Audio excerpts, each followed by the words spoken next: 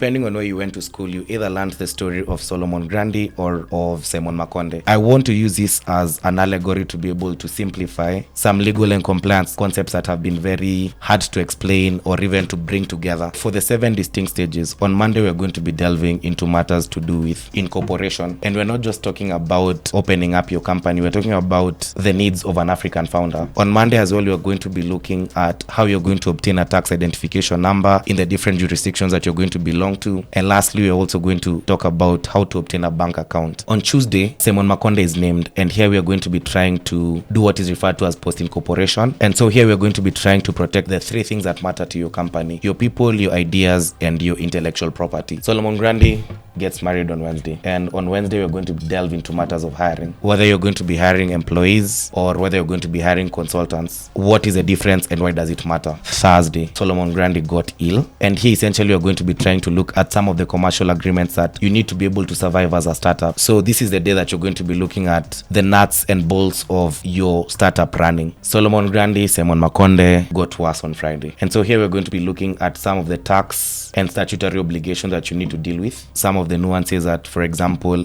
the Kenya Revenue Authority is going to demand from us. And then on Saturday, Solomon Grundy or Simon Makonde dies, and here we're going to be looking at fundraising. And so these are the nuances of trying to get capital, leverage, and strategy from professional investors. In this case, it's mostly going to be VCs. And so this is when you're trying to essentially grow from, for example, the product market fit stage, or you've just gotten to your MVP and you're trying to scale your business. And then lastly, Simon Makonde gets buried on Sunday. And so here we talk about issues to do with exit and legacy. Typically, this is mostly going to happen through an IPO or through private equity. And so we're going to be delving on matters to do with how your startup is going to be able to cash out. Join us on Monday. Monday is calling.